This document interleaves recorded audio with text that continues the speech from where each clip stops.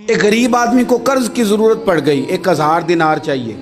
मैं कह चुका हूँ कि दिरहम चांदी का होता था, दिनार सोने का। अब 1000 दिनार लेना है। तो जिस बंदे से उसने कहा, अगरचे वो नेक बंदा था, उसने कहा यार 1000 दिनार दे दो। तो कहने लगा कोई गवाह है तेरे पास? वो कहने लगा गरीबों का गवाह कौन होता है? हाँ एक गवाह है। कहा कौन? का मेरा रब, वो तेरे और मेरे बीच गवाह है। उसने कहा कोई कफील, अगर तू पैसे ना दे सके तो वो बाद में दे दे, या तुझे कुछ हो जाए तो वो दे दे। उसने कहा कफील भी मेरा अल्लाह ही है। मेरे पास अगर है तो रब करीम का नाम है, अगर एतमाद कर सकता है तो कर ले। बंदा नेक था, उसने कहा रब के नाम पे, रब की किफालत पे, अल्लाह को गवाह बना के मैं तैयार हूँ तुझे 1000 देने को। उसने 1000 दिनार दे दिया। वक्त वापसी का तय हो गया, वो चला गया पैसे लेके। उसने पूरी मेहनत की कि मैंने वक्त पे पैसे लौटाने, पूरी मेहनत भी कर ली, अल्लाह ने मदद भी कर दी, पैसे भी उस तारीख को उसे मिल गए। बाद लोगों का तो लौटाने का दिल ही नहीं ना होता।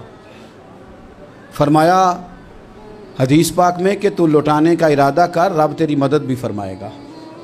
लेकिन यहाँ बहुत सारे लोग कहते हैं खैर है, इरादा ही नहीं। तो फिर जिस तरह का बंदे का गुमान हो, रब भी उसी तरह का मामला फरमाता है। उसने पैसे जमा भी कर लिए और वापस देने को तैयार भी हो गया, लेकिन रास्ता बहरी जहाज़ का था, कश्ती का था, दरिया के रास्ते वापस आना था। अब वो जब आ गया दरिया के किनारे तो बड़ी कोशिश की, पर वहाँ उसे कोई कश्ती नहीं मिली। वक्त पे पैसे लौटाने हैं, सफ़र करना है, अब सवारी मुयस्सर नहीं है। सोच सोच के परेशान था कि मैंने तो अल्लाह के नाम पे लिए। अचानक दिल में एक तजवीज़ आई। उसने एक लकड़ी ली, लकड़ी को अंदर से खोला, 1000 दिनार उसमें भरा। बुखारी पढ़ रहा हूँ, और साथ एक ख़त भी लिखा कि यार मैं पैसे पहुँचाना चाहता था पर मुझे कोई चीज़ नहीं मिली दरिया के उस पार आने, अल्लाह के नाम पर तेरी तरफ रवाना कर रहा हूँ। और ये कह के वो लकड़ी दरिया में रख दी।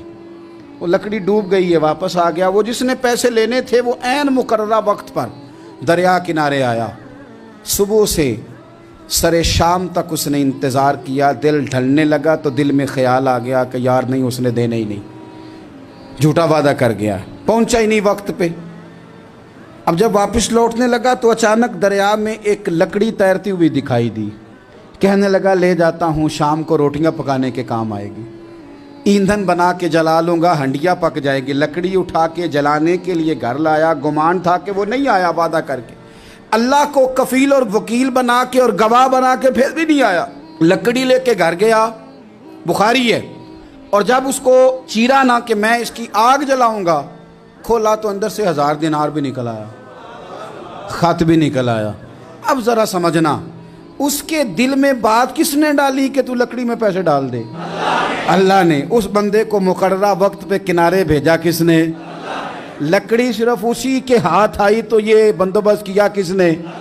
अल्लाह ने। घर जाके चीरी तो पैसे बाहिफाजत उस तक पहुंचाए किसने? तो फिर हमें भी तवज्जो अल्लाह की जानिब भी करनी चाहिए।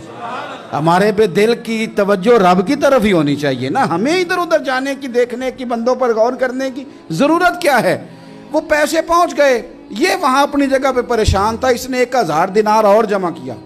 फिर दोबारा एक दिन दरिया किनारे आया, कश्ती मिल गई, बैठ के अपने उस भाई के पास आया। कहने लगा देखना मुझ पर बदगुमान ना होना, पैसे उस तारीख को भी जमा कर लिए थे, दरिया पे आया था पर कश्ती नहीं मिली थी।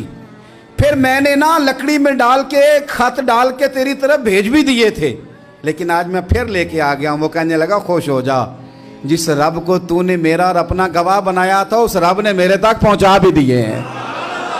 जब लोग अल्लाह को गवाह बनाते हैं, रब की जानिब अपनी तवज्जो करते हैं, अपनी चाहतों, ख्वाहिशात और अपनी सारी चिट्ठियां अपने रब करीम की रहमत की तरफ रवाना करते हैं, फिर अल्लाह अपने बंदों को मायूस नहीं करता। अल्लाह अपने बंदों को नवाज देता है। अल्लाह तबारक व तआला अपने बंदों पे करम नवाजी करता है।